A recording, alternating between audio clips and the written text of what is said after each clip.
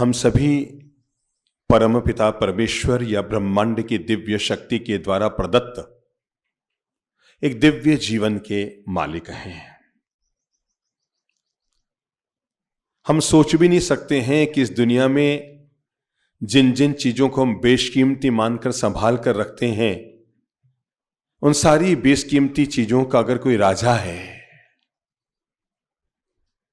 लोग चांदी को संभालते हैं कि महंगी है, उससे ज्यादा सोने को संभाल के रखते हैं कि और महंगी है, उससे ज्यादा प्लेटिनम को संभाल के रखेंगे कि और महंगा है, उससे ज्यादा हीरे को कोहिनूर को संभाल के रखेंगे कि उससे भी ज्यादा महंगा है। पर मैं आपको बता दूं, दुनिया में जितनी महंगी महंगी चीजें हैं, इन सबको अगर एक तराजू पर लाकर रख दिया जाए, तब भी एक चीज ऐसी है जो इन सब की भी राजा साबित हो सकती है, और वो है हमारी अपनी ही जिंदगी।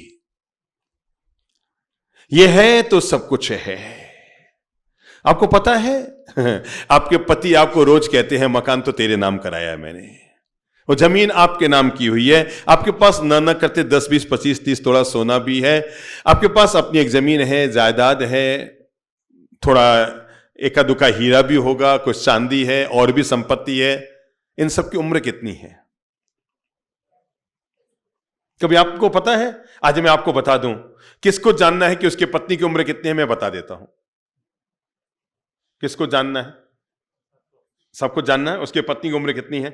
आज मैं आपको रहस्य बता रहा हूं, एक शब्द में ही सबकी पत्नियों की उम्र बता रहा हूं, और वह है आपकी पत्नी की उम्र उतनी है, आंख बंद करो, जितनी है। और जैसे ही आपकी आंख बंद हुई कि दुनिया का सारा खेल, पत्नी भी खत्म, पैसा भी खत्म, जमीन भी खत्म। क्या गजब है, सारे सपने एक पल में तब टूट जाते हैं जब आंख खुल जाती है, और दुनिया के सारे सपने तब टूट जाते हैं जब आंख बंद हो जाती है। रात को देखे जाने वाले सपने तब टूटते हैं जब आंख हमारी खुल जाती है, और दिन में देखे जाने वाले सपने तब टूट जाते हैं जब आंख हमारी बंद हो जाती है। इसलिए मेरे भाई, इस जमीन, जायदाद, कोठी, बंगला, इन सब की कीमत उतनी है जितनी आपकी अपनी जिंदगी है।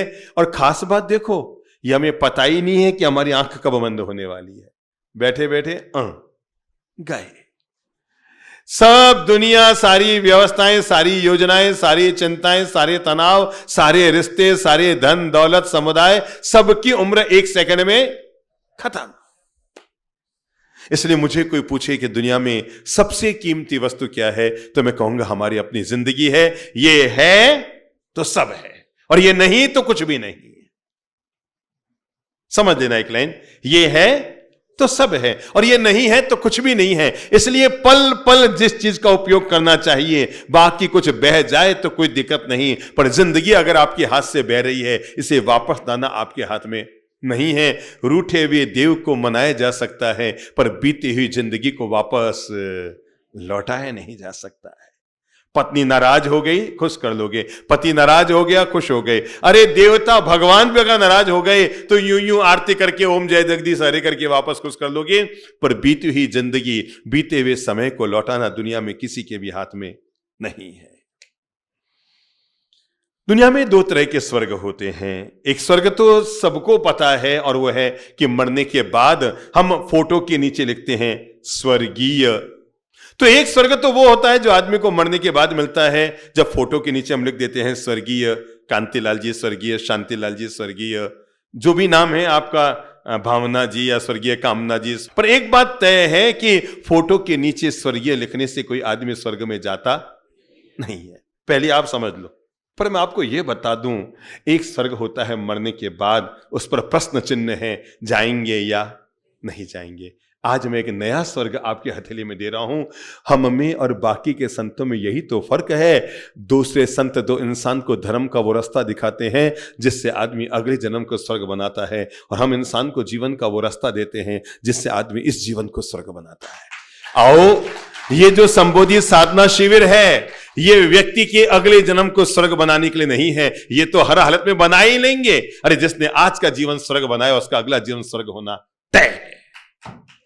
पर जिसने आज ही नरक बना रखा है, कल्पना करो, रोज सामायिक करती है, ध्यान करती है, पूजा करती है, आराधना करती है, उपासना करती है, सारे काम करती है, पर रोज टी टी, रोज झगड़ा, रोज कलह, रोज कसाय, रोज वैर के अनुबंध अगर मन में पल रहे हैं, क्या आप कल्पना कर सकते हैं उसका धर्म उसे स्वर्ग दे पाएगा? आज जो मैं आपसे बातें कर रहा हूं, ये तो नहीं कहूंगा कि वो अगले जन्म को स्वर्ग बनाने की नहीं है, ये मैं कैसे बोलूं, पर यह दावा करता हूं ये बातें आपके इस जीवन को स्वर्ग बनाने में मददगार बनेगी। और इतना सा राज समझ लेना, जिसने इस जीवन को स्वर्ग बना लिया है उसका अगला जीवन तो स्वर्ग बनना तय है। पर जिसने आज को नरक बना रखा है, जिसने वर्तमान को नरक बना रखा है, जो अपने हर कदम को नरक में बनाकर जीता है, उसका अगला जन्म भी नरक में होना तय है। जीवन एक उत्सव है, जी भर आनंद उठा लो। जीवन एक उत्सव है, जी भर के आनंद उठा लो। जीवन एक संघर्ष है, मजबूती से पार लगा लो।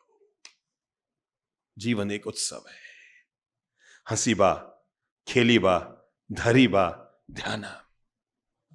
खुश रहो, प्रसन्न रहो, आनंदित रहो। हर पल अपने आप को मोटिवेट करते रहो कि मुझे आज का जीवन भी स्वर्ग बनाना है। अगर हम मुस्कुरा रहे हैं, अगर हम प्रेम से बोल रहे हैं, अगर हम कलह के वातावरण में मिठास से जी रहे हैं, अगर हम अपने पारिवारिक रिश्तों में निष्ठा और ईमानदारी को जीवित रख रहे हैं, अगर हम व्यापार में अपने प्रामाणिकता को सुरक्षित रख रहे हैं, अगर हम बोलचाल में अपने विवेक और समिति और मर्यादाओं का ध्यान रख रहे हैं, ये स्वर्ग ही तो है। अच्छा, वो आप लोगों ने स्वर्ग का मतलब लगा रखा है कि एक मुकुट जहां लगा हुआ हो वो देवता होते हैं। अगर ऐसा है तो आप भी मुकुट लगा लो, पर मुकुट लगाने मात्र से कोई आदमी देवता नहीं होता। देवता आदमी तब होता है जब उसका जीवन इतना मीठा मधुर हो जाता है। जीवन के लिए जो आज मैं छोटे छोटे मंत्र देता हूं आपके जिंदगी में झोली में बढ़ने के लिए, और जीवन को उत्सव में कैसे बनाया जाए ये पाठ सिखाता हूं। कोई कभी पूछ भी लेना तुम्हारी जाति क्या है, तुम्हारा गोत्र क्या है, तो आनंद मेरा उत्सव है। क्या है? आनंद मेरा उत्सव है, आनंद मेरी जाति है। मैं हर हालत में आनंद में रहूं, इसलिए पहला मंत्र जीवन में जोड़ लो, और वह है अपने जीवन की झोली को आनंद से भर लो। बोलो मुंह से। आपके पास क्या नहीं है ये सोच सोचकर मन को तनाव, चिंता, अवसाद में डालने के बजाय आपके पास जो है उसका आनंद उठाना सीख लो। जिंदगी के स्वर्ग को पाने का पहला कदम आपका शुरू हो गया। जो है उसका आनंद उठा लो। बोल लो मुंह से, जो है उसका आनंद उठा लो। एक बार आत्म मनन कीजिए ना, आप जहां पर पैदा हुए थे, यहां पहले चरण में जो बिटिया बैठी है वहां से लेके पीछे तक, और ये जो यहां पहला भाई बैठा है वहां से लेके पीछे तक, हर व्यक्ति के सामने एक प्रश्न खड़ा कर रहा हूं कि हम जहां जन्मे थे आज उससे आगे हैं, बेहतर हैं या पीछे हैं? चलो मनन कीजिए। बहुत आगे है, बहुत आगे है ना। तो पहली बात तो यह है, ईश्वर ने हमें और हमारे साथ किसी भी प्रकार का कोई अन्याय नहीं किया। आपको कभी कभी देख के लगता है ना, मेरी काकी की बेटी वहां से वहां पहुंच गई, मेरे पड़ोसी वहां से वहां पहुंच गए, मेरे साथी तो वो भी प्रोफेसर था और वो तो पता नहीं उसके बच्चे तो कहां से कहां पहुंच गए, हम तो वहीं के वहीं रह गए। इस दुनिया में जो जहां पहुंचा है ना, अपने भाग्य से कहीं ज्यादा आगे पहुंचा है। मत करो ये चिंता कि कौन कहां पहुंचा है, ईश्वर ने हमें जहां पहुंचाया है। मेरे पास पहला विकल्प है, मैं इतना अच्छा प्रवचन दे सकता हूं, मैं क्या ये 100-200 लोगों के बीच बैठा हूं, क्या मैं संबोधन में अपना समय लगा रहा हूं, क्या मैं इन 25-50 लोगों के बीच बैठकर अपनी बातें कर रहा हूं। मैं तो मैदान में जाता हूं, मेरे नाम पर हजारों लोग आते हैं, लोग मुझे सुनने के लिए उमड़ते हैं। मेरे भाई, मुझे ये पक्का पता है, जब दुनिया में गीता पैदा हुई थी ना, तो अर्जुन अकेला था। इसलिए एक आत्म जिज्ञासु व्यक्ति तुम्हारे पास है तो तुम्हारा 10 घंटा बोलना भी सार्थक है, और हजारों की भीड़ तुम्हारे सामने है और कोई जिज्ञासु व्यक्ति नहीं है तो बोलना व्यर्थ है। मुझे किसी ने कहा था कि गुरुदेव आप ये 100-150 लोगों के बीच अपना गला क्यों दुखाते हैं, आप तो सीधे मैदानों में जाया करो, आपको सुनने के लिए 10-10 हजार लोग आते हैं। मैंने कहा मेरे भाई, अगर ये बात भगवान कृष्ण सोचते रहते तो अर्जुन के सामने कभी गीता पैदा नहीं हो सकती थी। एक अर्जुन के लिए अगर गीता पैदा हो सकती है, एक जिज्ञासु व्यक्ति, एक आत्मार्थी व्यक्ति, एक मुमुक्षु व्यक्ति अगर सामने है, तो उसके लिए घंटों मेहनत की जा सकती है। स्वामी विवेकानंद कहा करते थे, जिस व्यक्ति ने अपनी जिंदगी में 100 दिए जला लिए वो भारत का युग पुरुष बनेगा, क्योंकि उसके 100 दिए ही दुनिया में लाखों दिए जलाने में सफल हो जाएंगे। इसलिए जिंदगी में पहला मंत्र जोड़ लो अपने आप को मोटिवेट करने के लिए मेरे भाई, और वो है, बोल लो एक बार, जो है जैसा है उसका आनंद उठाना सीख लो। अच्छा बताओ, समझ लो आपके पति टेढ़े हैं, आपके पति थोड़े स्वार्थी हैं, आपके पति थोड़े खुदगर्जे हैं, आपके पति अपमान की भाषा बोलते हैं, उनका स्वभाव टेढ़ा है, वो जब देखो तब बरस जाते हैं। आप दो चीज नहीं बदल पाई, एक तो पति का नेचर नहीं बदल पाई, है ना, और एक पति भी नहीं बदल सकते, है ना। पति नहीं बदल सकते, पति का नेचर नहीं बदल सकते, पर एक चीज हमारे हाथ में है, पूरी दुनिया को मैं नहीं बदल सकता, फिर भी मैं नहीं हारूंगा। मैंने 50 साल लगाए हैं दुनिया को बदलने के लिए, और मुझे पता है मैं पूरी दुनिया को नहीं बदल सकता, फिर भी मैं नहीं हारा, क्योंकि अभी भी एक को बदलना बाकी है, वो मैं खुद हूं। और जिस दिन मैं बदल जाऊंगा ना, उस दिन दुनिया तो मेरे लिए एक पल में बदल जाएगी। एक युवक समुद्र के किनारे था। अचानक उसने देखा कि समुद्र में ऊंची लहरें उठी और वो तट पर आ गई। पानी तो वापस चला गया, पर अपना दलदल छोड़ गया। वो कीचड़ मीलों तक किनारे तट पर आ गया। न केवल कीचड़ आ गया, अपितु उसके साथ हजारों छोटी छोटी 2-2 फुट की, 1-1 फुट की, 2.5 फुट की, 3-3 फुट की मछलियां भी आकर कीचड़ में गिर गई। अब वो बेचारी तड़फ रही है पानी में जाने के लिए, पर पानी तो चला गया और वो कीचड़ में फंस गई। मीलों तक ये काम पड़ा था। पता नहीं उस युवक के मन में दया जगी और उसने मछलियों को उठाया, अपना पाजामा ऊपर किया और अपना चोला ऊपर किया, अपना शर्ट ऊपर किया, और उन मछलियों को उठा उठाकर पानी में फेंक रहा था। पसीने से लथपथ हो गया, मछलियों को फेंके जा रहा था। तभी एक युवक आया, उसने कहा, मूर्ख कर क्या रहा है? उसने कहा, आ तू भी आ, देखिए मछलियां बेचारी मर जाएगी, इनको जितना पानी में बचा दे, आ अपन इनको बचाते। उसने कहा, मूर्ख, क्या पगलाई कर रहा है? ये मीलों तक मछलियां पड़ी है, क्या तू सबको बचा पाएगा? क्या कहा? ये मीलों तक मछलियां पड़ी है, क्या तू सबको बचा पाएगा? उसने कहा, ये तो मुझे भी पता है कि सारी मछलियों को नहीं बचा सकता, पर जितनों को बचा दूं उतना को जीवन तो बच ही जाएगा। तू भी आ, मेरे साथ लग। और ये कहते हो दुगने उत्साह के साथ लग दिया कि मैं सबको नहीं बचा सकता, पर जितनों को बचा लूं उतना तो मेरा सौभाग्य होगा। ये तो मुझे पता है, मैं सूरज बनकर दुनिया का अंधेरा नहीं मिटा सकता, पर मैं अंधेरे को हटाने का काम बंद नहीं करूंगा। मुझे पता है कि मैं सूरज बनकर दुनिया का अंधेरा नहीं मिटा सकता, पर मैं अंधेरे का काम मिटाने का काम बंद नहीं करूंगा। मैं फिर भी अपनी यात्रा जारी रखूंगा। मैं सूरज नहीं बन पाए तो क्या हुआ, मैं दीपक बनूंगा। अपना और अपने आसपास का अंधेरा मिटाने में तो कामयाब हो ही जाऊंगा। दुनिया में कोई प्रयास कभी बेकार नहीं जाता है, ध्यान रखना। आपको लगता है ना, मुझे 20 साल हो गए अपने पति को समझाते समझाते, वो गुटखा नहीं छोड़े, हारो मत। दुनिया में कोई प्रयास कभी बेकार नहीं जाता है। आपको लगता है मुझे इतनी मेहनत की, मुझे कोई परिणाम नहीं मिलता, मैंने इतना काम किया, मुझे कुछ नहीं मिला, मैंने इतनी पढ़ाई की, मुझे कुछ नहीं मिला, मैंने इतने साल तक जॉब किया, मैंने इतना प्रयास किया, कुछ नहीं मिला। नहीं नहीं नहीं नहीं, जिंदगी में कोई प्रयास कभी बेकार नहीं जाता है। अगर आप पानी पूरी बनाने बैठे हैं, उत्साह को खत्म मत करो। यह मत सोचो पानी पूरी नहीं बनी तो क्या हुआ, आपने पानी पूरी बनानी शुरू की। मैं दावा करता हूं, पानी पूरी न भी बन पाए तब भी, बोलो पापड़ी पपड़ी दही से खाने के लिए तो बनी जाएगी, और उसको बनने से तो दुनिया में कोई रोक ही नहीं सकता। इसलिए आपका कोई प्रयास कभी बेकार तो नहीं जाता। इसलिए जीवन में अपने आप को एंजॉय करते रहो, और एंजॉय करते हुए मैं पहला अनुरोध आपसे करूंगा, मंत्र जोड़ लो खुद के लिए, हर हर हालत में जो है जैसा है आनंद से जिएंगे। छू ले तू आसमां, वजह की तलाश न कर, जी ले तू जिंदगी, खुशी की तलाश न कर, तकदीर बदल जाएगी अपने आप मेरे भाई, बस मस्त रहना सीख ले, वजह की तलाश मत कर। तो मस्त रहना सीख ले।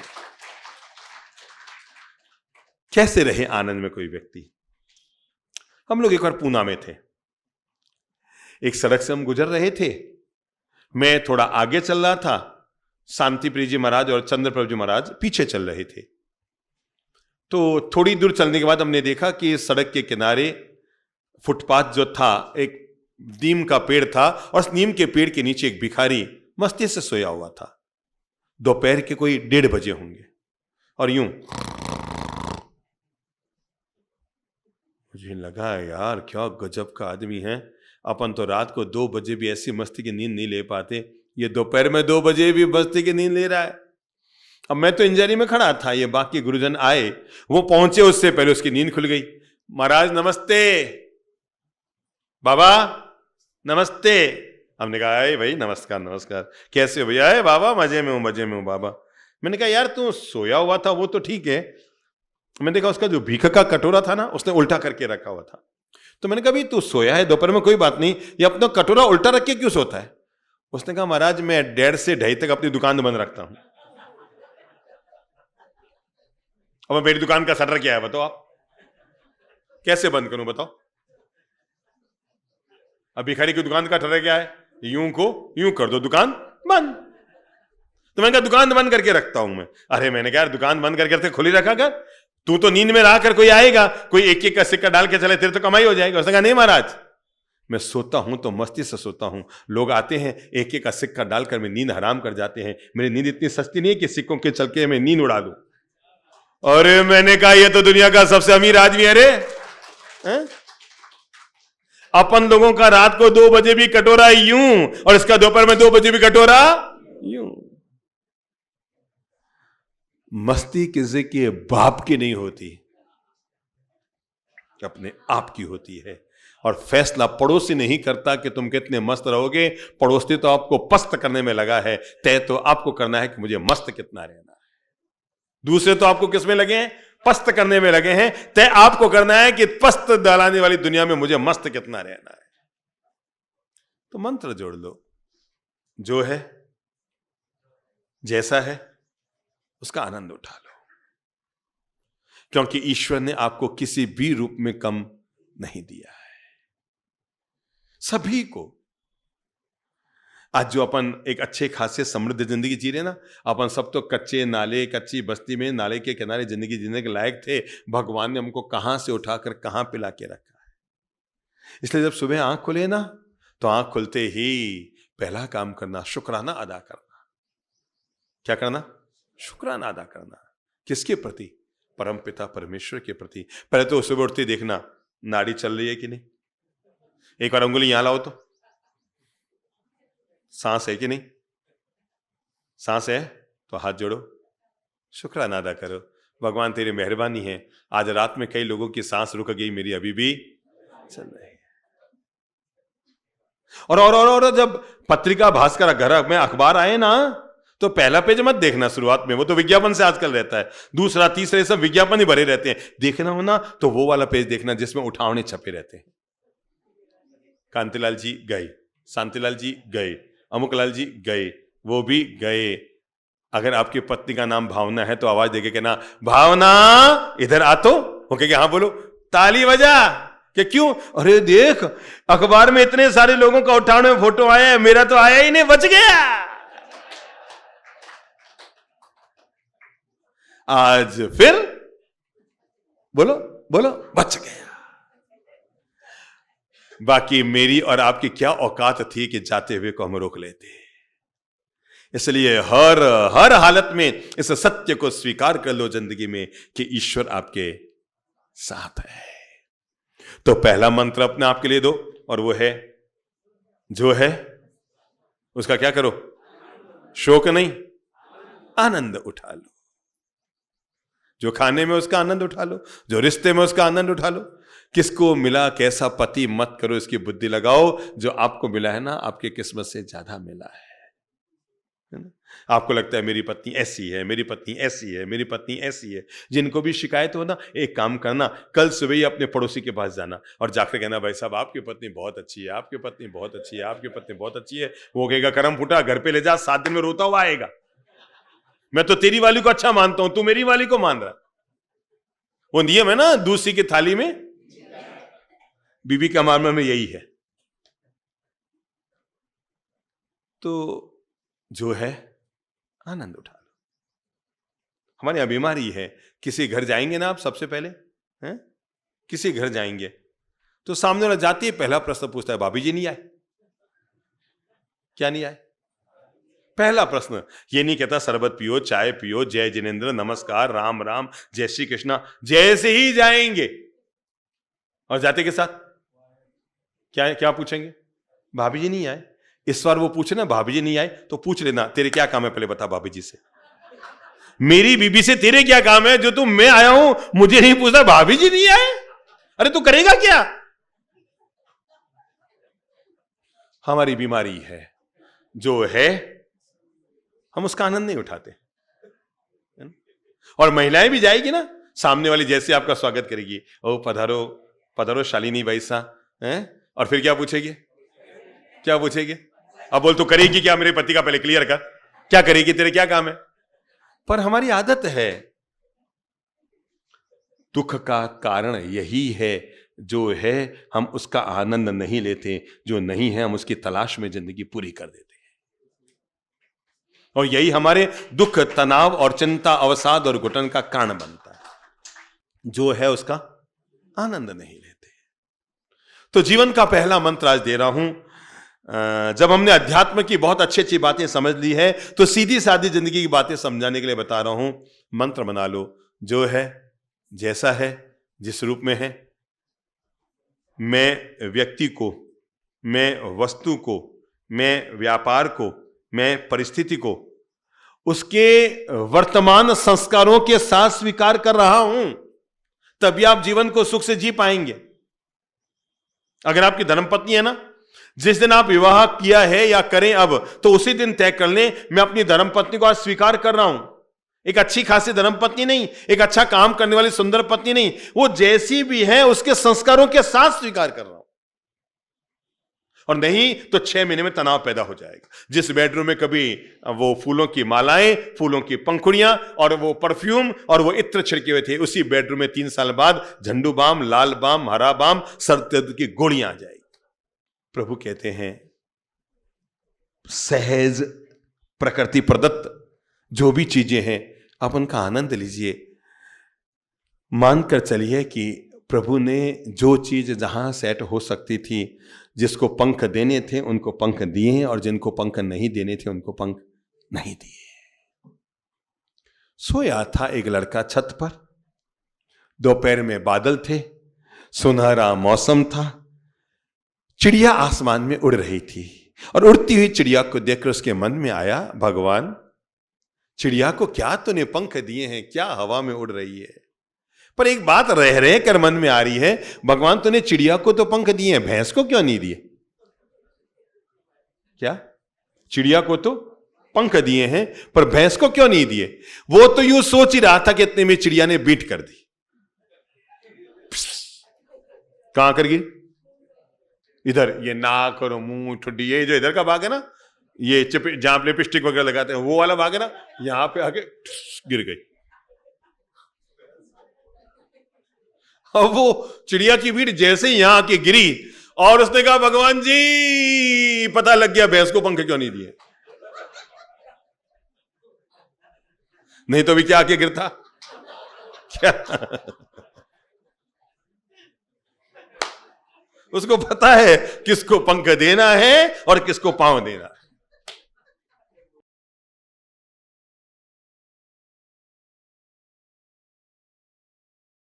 उसकी व्यवस्था में भरोसा रखिए।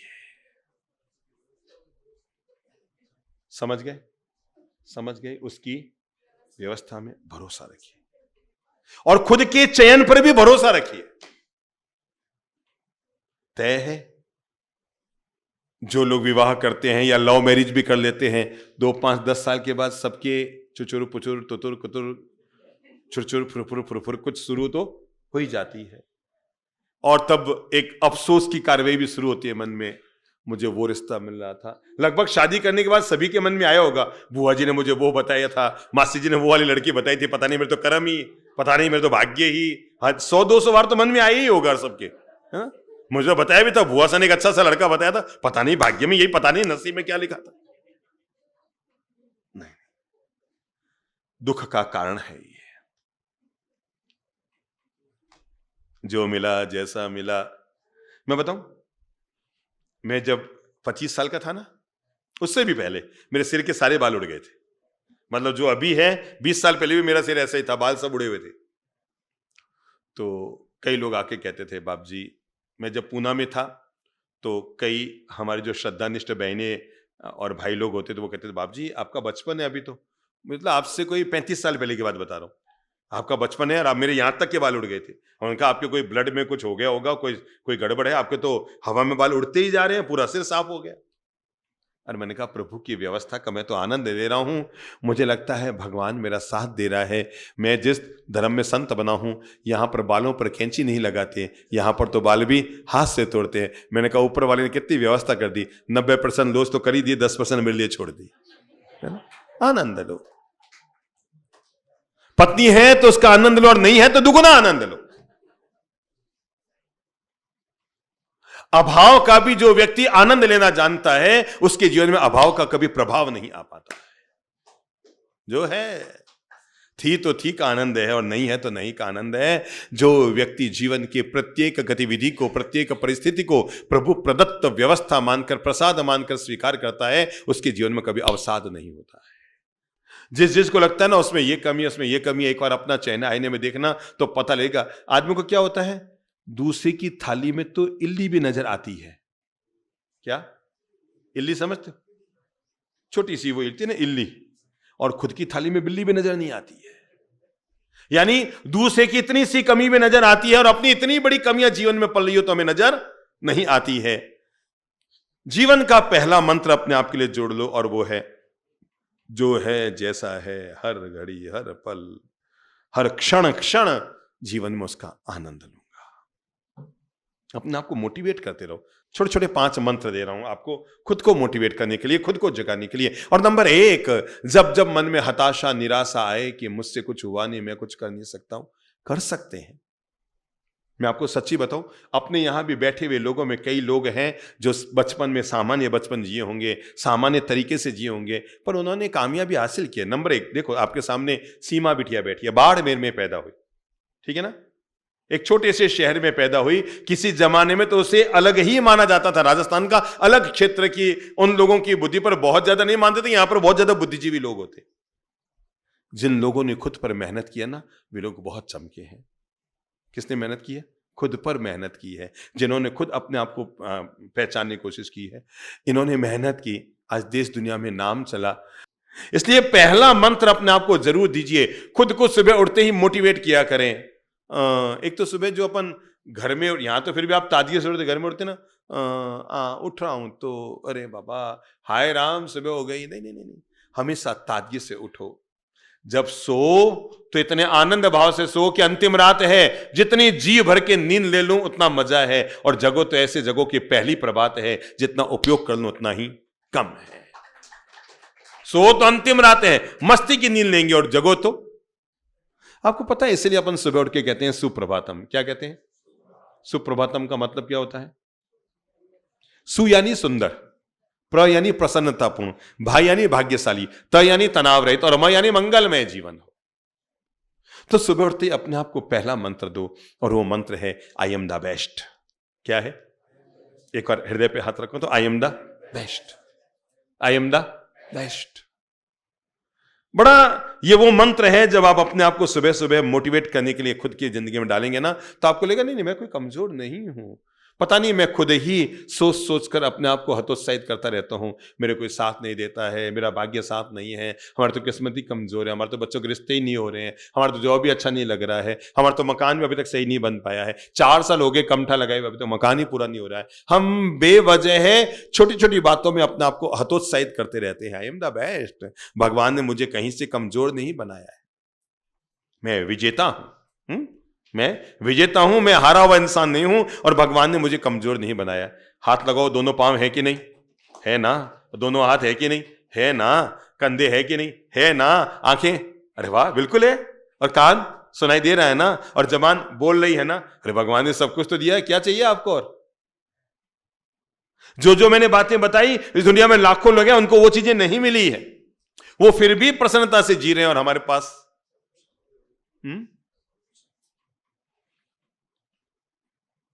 हम एक बार पूना में थे,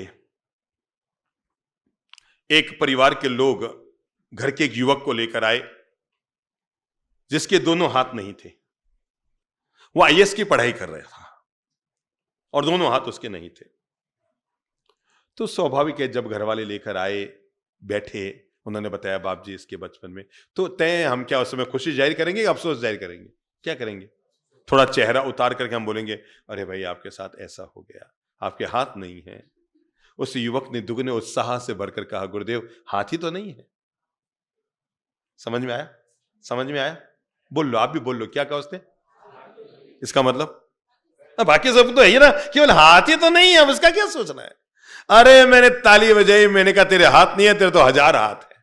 जिसके भीतर अपना आत्मविश्वास होता है ना, उस पर तो भगवान का भी हाथ होता है। अरे तेरे शरीर के हाथ तो नहीं है, पर भगवान के हाथ तो तेरे साथ है, केवल हाथ ही तो नहीं है।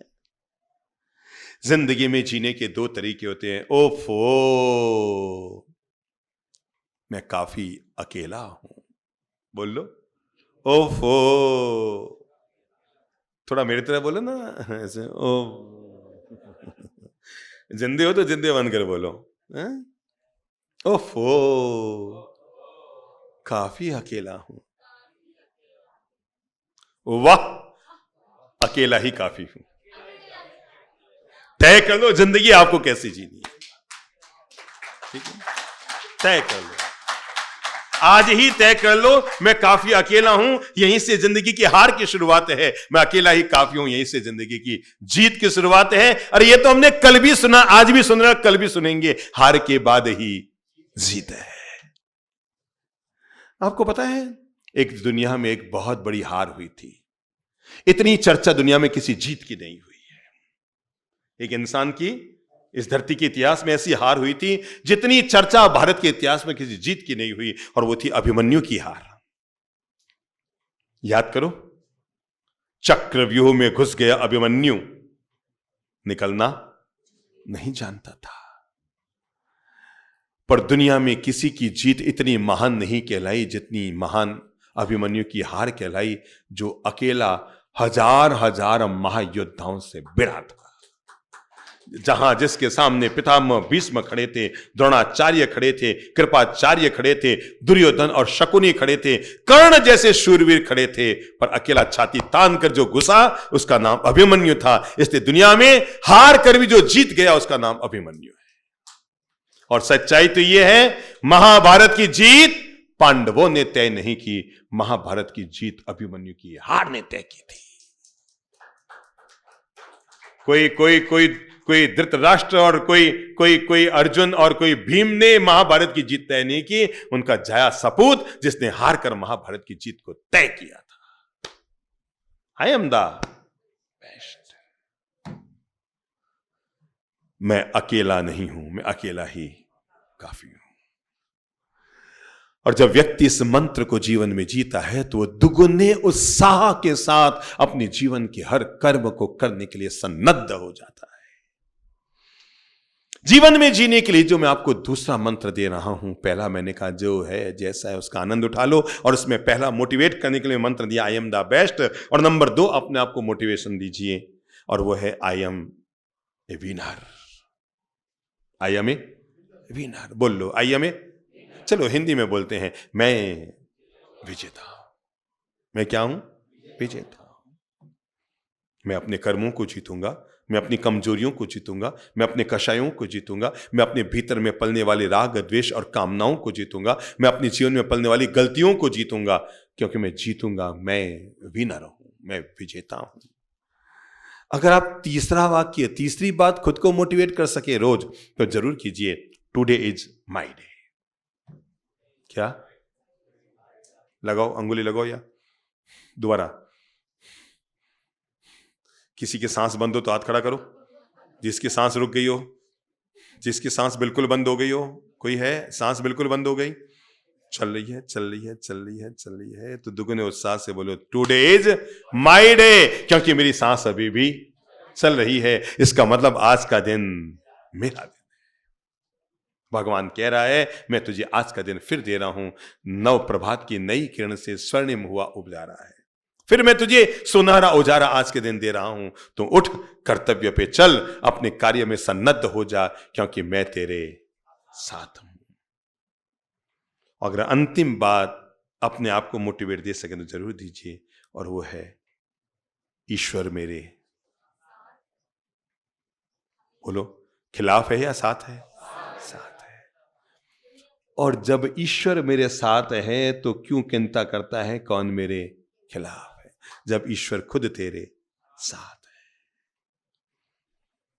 ये वे सब बातें हैं जो सुनने में सामान्य लगती है। मैं काय का विजेता हूं, बार बार खुद को मोटिवेट करो, आज का दिन मेरा दिन है, मैं बिल्कुल बेस्ट हूं, मैं बिल्कुल पूर्ण हूं, ईश्वर ने मुझे कोई अपूर्ण नहीं बनाया है। ये सब बातें वो है जो सुनने में सामान्य लगती है, पर बार बार अगर आप बोलेंगे और सुनेंगे और समझेंगे ना, तो अपनी आत्म चेतना को जगाने में सफल हो जाएंगे।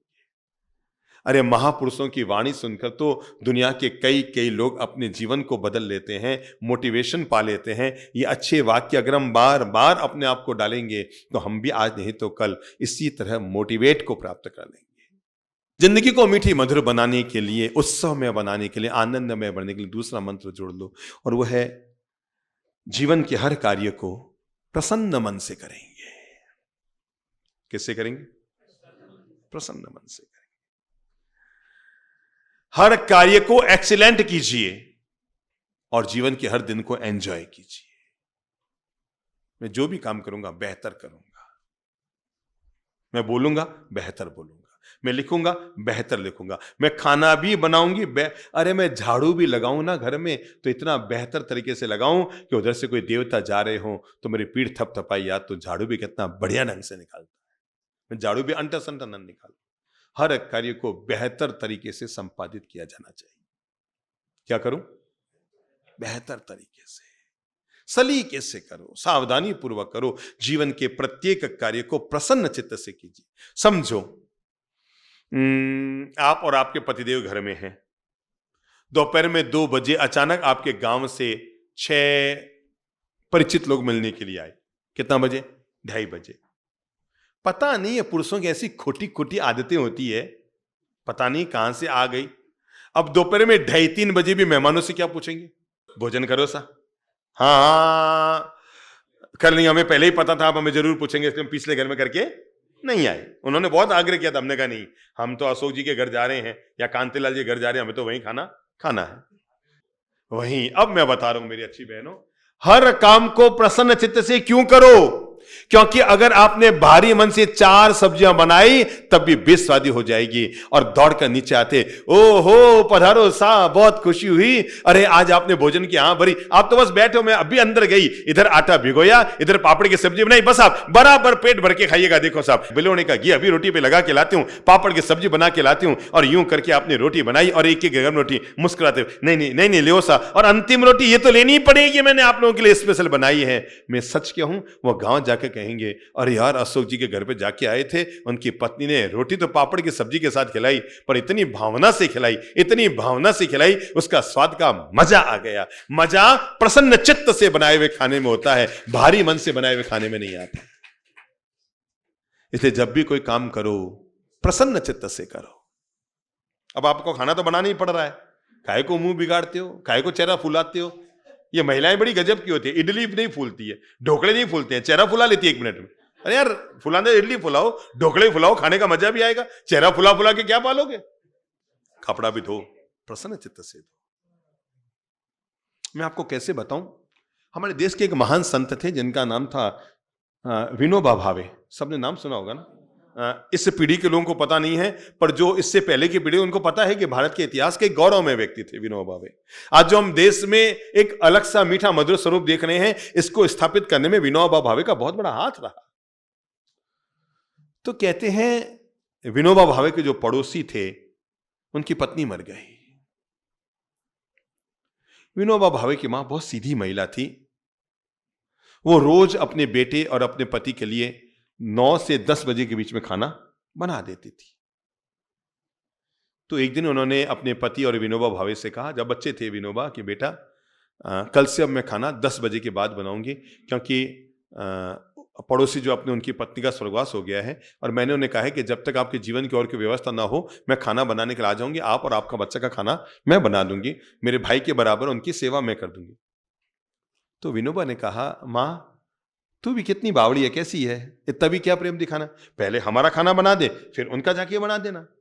विनोबा भावे की मां ने कहा, बेटा इतनी बड़ी भूल कभी नहीं करूंगी। तुम्हारा खाना बनाने के बाद अगर मैं थक गई तो वहां भारी मन से खाना बनाऊंगी, पर वहां मैं खाना बना भी गई पर यहां आके मेरा मन भारी नहीं होगा कि मैं अपने बच्चे के लिए बना रही हूं। इसलिए बेटा उसकी मां नहीं है, इसलिए उसको कभी ना लगे मेरी मां नहीं है इसलिए खाने में देरी हो रही है। मैं उस बच्चे को खाना पहले खिलाऊंगी, तुम्हें मैं बाद में खिलाऊंगी। प्रसन्न चित्त से हर काम करो। किससे करो? प्रसन्न चित्त से करो। ओहो, आनंद आ गया। मन के अनुकूल होने पर तो हर कोई खुशहाली से काम करता है, पर जब मन प्रतिकूल हो जाए, आपको पता है यूं आदमी दौड़ दौड़ के काम करेगा, पर आप उसको चला के कहो दौड़ के जा लेके आ, अब वो दौड़ के नहीं जाएगा। कभी भी देख लेना आप। अरे दौड़ के जाओ रे, और वो जानबूझ के यूं यूं, उसको लगता है मैं किसी के अंडर में क्यों दौड़ूं। मनुष्य को किसी के दूसरे के अंडर में दौड़ना भी अच्छा नहीं लगता। हर कार्य को बहुत प्रसन्न चित्त होकर कीजिए। ये वो आपका सद्गुण है जो आपके कार्य को भारभूत नहीं बनने देगा, भाग्यवान बना देगा। वो हमारे प्रवचनों में कभी आपने ढाई लाइन की घटना सुनी होगी ना, कि जब एक 9 साल की बच्ची अपने 3 साल के 2.5 साल के भाई को गोद में लेकर पहाड़ी चढ़ रही थी, है ना, और रास्ते में थोड़ा थक गई तो विश्राम करने के लिए पेड़ के नीचे बैठी और अपने भाई को अपने पास बैठाया। तभी पीछे चलता हुआ राहगीर आया, उसने कहा बेटा तू इतनी छोटी सी है और ऐसे लेकर पहाड़ी पे चढ़ रही है कंधे पर, बहुत भारी होगा ना, थक गई होगी ना, बहुत भार है ना। उसने दुगने उत्साह से अपने कंधे पे उठाया अपने छोटे भाई को और कहा भाई साहब भार आपके लिए है, मेरा तो भाई है। क्या है? भार आपके लिए है, मेरा तो भाग्य है क्योंकि मेरा ये भाई है। और यूं कहते हुए दुगने उत्साह से उसने भाई को ले जाना शुरू कर दिया। मैं कहूंगा जीवन के प्रत्येक कार्य को प्रसन्न चित्त होकर कीजिए। मैं एक सच्ची घटना बता रहा हूं, बेंगलोर की। पति पत्नी दोनों बेंगलोर रहते थे, जॉब था उनका, बड़ा जॉब था। यही नाकोड़ा के पास में गांव है मोकलसर सिवाना, नाम सुने ना आपने? उन्हीं गांव में से परिवार था जिनके माँ बाप गांव में रहते थे, पति पत्नी वहां रहते थे, जॉब करते थे। वो लिया हुआ था फ्लैट व्लैट सब, कार वार सब ली हुई थी, अच्छा जॉब था। मम्मी पापा का मन हुआ, बहुत महीने हो गए एक बार बेटा बहू से मिलकर आते हैं। पर पता नहीं वो बहू ऐसी थी, उसको सास का आना इतना बुरा लगा होगा। पहले दिन से मुंह फुला फुला कर, मुंह सुजा सुजा कर, मुंह बिगाड़ बिगाड़ कर स्टेशन लेने गए और फिर घर पे भी लाए तो कोई ध्यान न देना। यहाँ तक भी अगर वो रत्नागिरी आम भी लेकर आती ना 2 किलो, तो आम अपने कमरे में रखती है, मम्मी खा लेंगे मम्मी खा लेंगे। बच्चे फिर खा नहीं पाते हैं और वो फ्रिज में नहीं रखते, अंदर कमरे में रखती। घर की उस महिला को थोड़ा बहुत बुरा लगा। पति तो फिर भी ठीक है भाई, ठीक है जैसा है, पर वो सास थी वो सहन न कर पाई।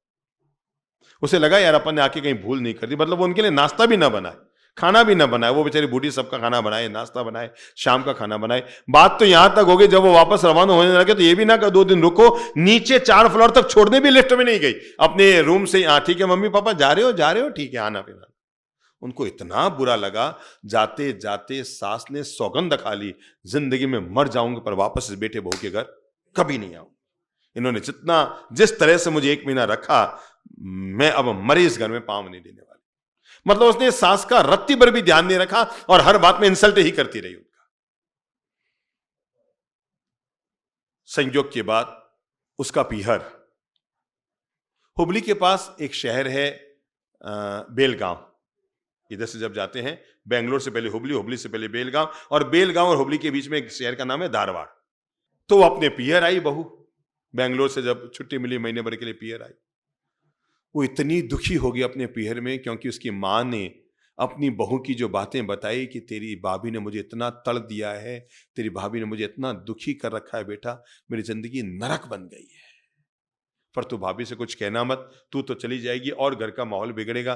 तेरा भाई भी मेरी नहीं सुनता और भाभी ने घर को नरक बना दिया, पूरा मेरी जिंदगी नरक बन गई है।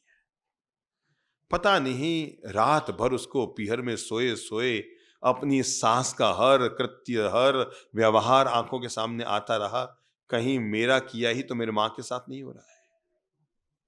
सोचना क्या आया, कहीं मेरा किया, मैंने अपनी सास को तंग किया और ये यहीं वापस लौट कर तो नहीं आया है।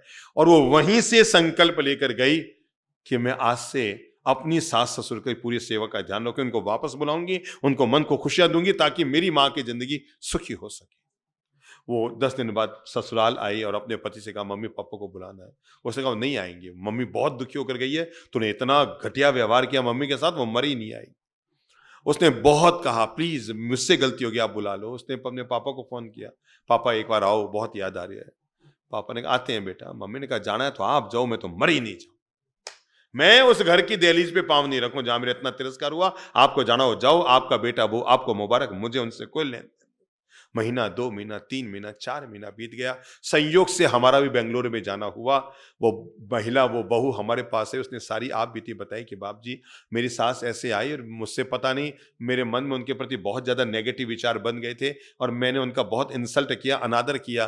पर जब मैं अपने पीहर गई तो मैंने जो वहां का दृश्य देखा मेरी भाभी का और जितनी मेरी दुखी माँ को देखा, तो मुझे लगा कहीं मेरा किया ही मेरे पीहर में नहीं आ रहा है महाराज। मैंने बहुत कोशिश की, वो नहीं आ रहे हैं। मैंने कहा मैं कराता हूँ कार्रवाई। और मैंने कहा एक काम करो, आप खुद चलाकर मम्मी को फोन करो कि मम्मा मेरी भूलों को आप माफ कीजिए और आप जब तक नहीं आएंगे मैं दूध चाय नहीं पीऊंगी। उसने खुद फोन किया, पर वो भी आड़ू महिला थी। पुराने जमाने की महिलाएं इतनी जल्दी थोड़ी मानती है। वो तो क्या मैं तो मरे ही नहीं जाऊं। जब पति ने भी बहुत समझाया, बेटे ने बहुत समझाया, बहू ने बहुत माफी मांगी, मम्मा प्लीज, हमारे द्वारा कहलवाया उन्होंने कि गुरुदेव की बात मानकर आप आ जाइए। वो आई, स्टेशन पर लेने के लिए बहू गई और वहां पर जाकर उसने घुटने टिका के प्रणाम किए। बहुत भावपूर्वक सास को गले लगी, बहुत रोई। मम्मा पिछली बार जो जो मुझसे भूल हुई आप उन बातों को दिमाग में मत रखना, बस नई जिंदगी नई सोच, छोड़ो कल की बातें, कल की बात पुरानी, नई दौर में लिखेंगे हम नई कहानी।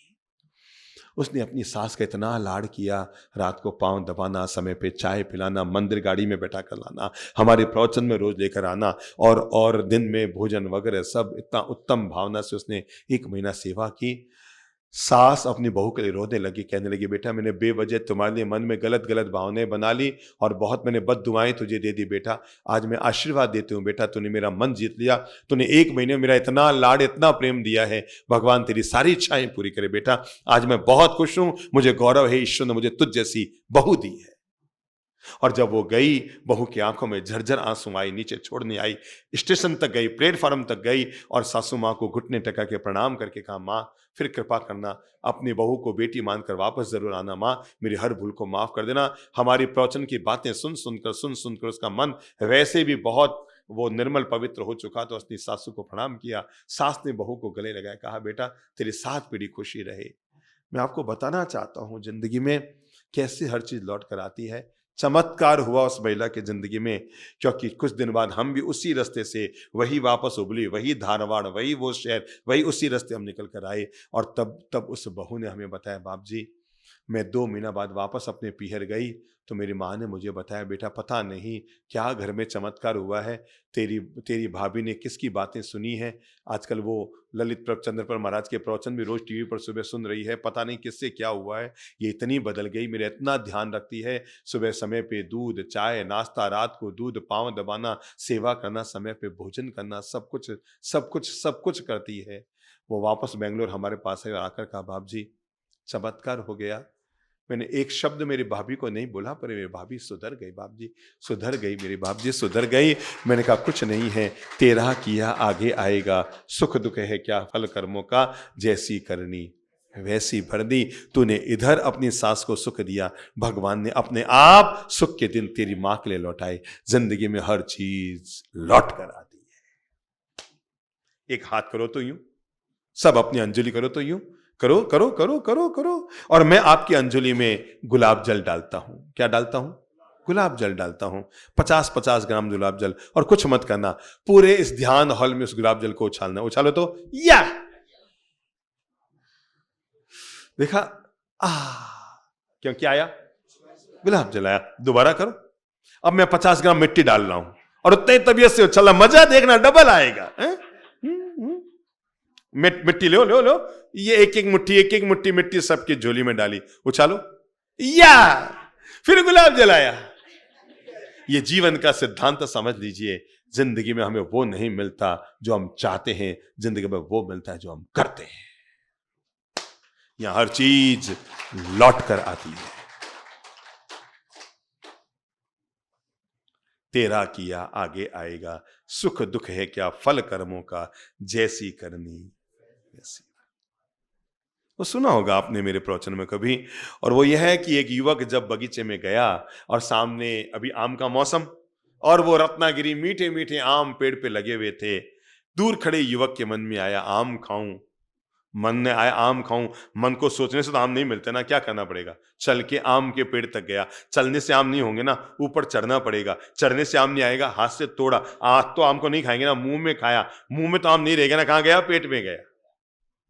मन ने सोचा, पांव गए, हाथ ने तोड़ा, मुंह ने खाया, पेट में गया, माली आया, नजर पड़ी, उठा के 5-7 डंडे पीठ पर दे मारे। मुझे एक बात बताओ, ये आम को खाने में पीठ का क्या रोल था? आम को कमर ने देखा, यस नो, नहीं। आम को कमर ने तोड़ा, आम ने कमर को खाया, तो डंडा काहे को खाया? मैं अब बता रहा हूं आपको जिंदगी में हर चीज कैसे लौट कर आती है। मन ने सोचा, आंख ने देखा, पांव चलकर गए, हाथ ने तोड़ा, मुंह ने खाया, पेट में गया, कमर पर डंडे पड़े, आंसू कहां आए? आंख में आए। आम को सबसे पहले किसने देखा? हर चीज लौट कर आती है। आंखों ने शुरुआत की तो समापन पे भी आंख के आके हुआ। इसलिए घबराना मत, जिंदगी में जब भी कोई काम करो तो सावधान रहना, या हर चीज लौट कर आती है, बच नहीं पाओगे। ना मैं बचूंगा, ना आप बचेंगे। इसलिए जीवन के प्रत्येक कर्म को प्रसन्न मन से, आनंदित मन से कीजिए। अगर कर सकते हैं तो अंतिम बात कह दूं, और वो अंतिम बात आपकी कह रहा हूं आज जोड़ने के लिए, अगर हो सके तो तय कर लो, मैं अपने जीवन को बहुत निष्ठा और ईमानदारी के साथ जीऊंगा। किसके साथ? निष्ठा और ईमानदारी के साथ जीऊंगा, क्योंकि इससे और किसी को हम प्रभावित कर पाए या ना कर पाए, पर हम अपने भीतर से बहुत खुश रहते हैं। मैंने कहा था ना एक दिन, हम जब भी कोई गलत काम करने के लिए मन बनाते हैं ना, सोचते हैं ना, करते हैं ना, उठते हैं ना, बैठते हैं ना, और कोई क्रिया करते हैं ना, एक बात याद रखना, हम अपनी आत्मा को मार कर करते हैं। ये जो आत्मा की आवाज है ना, इसे हर आदमी को सुनना चाहिए, मुझे भी सुनना चाहिए और आपको भी सुनना चाहिए। जो व्यक्ति अपनी आत्मा की आवाज को मार देता है, वो खुद को आत्महत्या के कगार पर लाके खड़ा करता है। जीवन भर याद रखना, हम जब भी कोई गलत काम करने के लिए सोचते हैं, कदम उठाते हैं, भीतर से एक आवाज आती है जिसका नाम आत्मा की आवाज है। और वो आवाज जब मन पर भारी पड़ जाती है तो आवाज जीत जाती है, और मन इस पे भारी पड़ जाता है। तब सोचो, आप सड़क पर चल रहे हैं, सामने से एक सुंदर महिला आई है। क्या कहा मैंने? सामने से एक सुंदर महिला आई है। क्या आपकी हिम्मत है उसको आई लव यू बोलने की? हिम्मत है क्या? नहीं है। क्या हिम्मत है आपको इसका यूं करने की, यूं करने की, यूं करने की, या यूं करने की? क्या आपकी हिम्मत है यूं करने की? नहीं है ना। पर फिर भी आप एक गलत काम कर देते। अब मैं बताता हूं क्या कर देते हैं, और वो है हम अपना मन गंदा कर लेते हैं। क्या कर लेते हैं? आपको पता है, जब हम प्रतिक्रमण करते हैं, अतिचार बोलते हैं, तब मन से बोलते हैं, मन वचन काया करितसम इच्छामि दुक्कडम। मैंने वचन से, मैंने तन से, मैंने मन से कोई गलत काम किया होता है, सारी। इसलिए अपने जीवन को बहुत निर्मलता से जीने। हो सकता है भूल मुझसे भी हुई है, भूल आपसे भी हुई है। भूलों से वंचित दुनिया में कोई नहीं है। गलतियों से जुदा तू भी नहीं, गलतियों से जुदा मैं भी नहीं, दोनों इंसान हैं, खुदा तू भी नहीं और मैं भी नहीं। गलतियों से बचना हमारे हाथ में नहीं था, हमसे हो गई, पर एक चीज हमारे हाथ में कि अब मुझसे गलती ना हो, इसकी सावधानी तो मैं रख ही सकता हूं।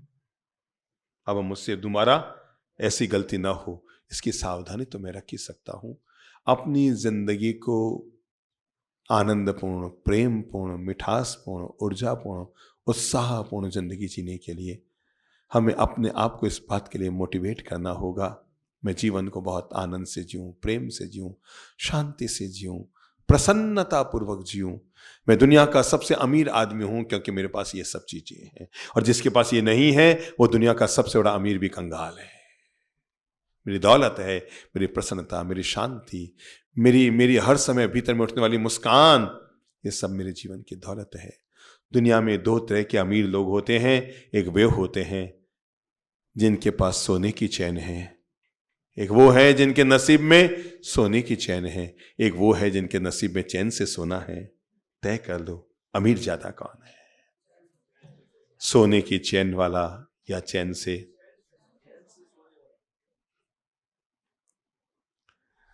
हर सोने की चैन वाला भी रात को सोते समय यही कहेगा, यार मन बड़ा बेचैन है।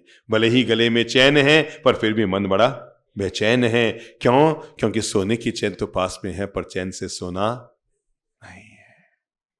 मैंने कुछ अच्छी बातें सहज में आप लोगों से अनुरोध की। कोशिश करें इन अच्छी बातों का जितना आप जीवन में आचमन कर सकते हैं, जितना जीवन में जी सकते हैं, उतार सकते हैं, इसके बारे में अपने आप को जरूर मोटिवेट करें।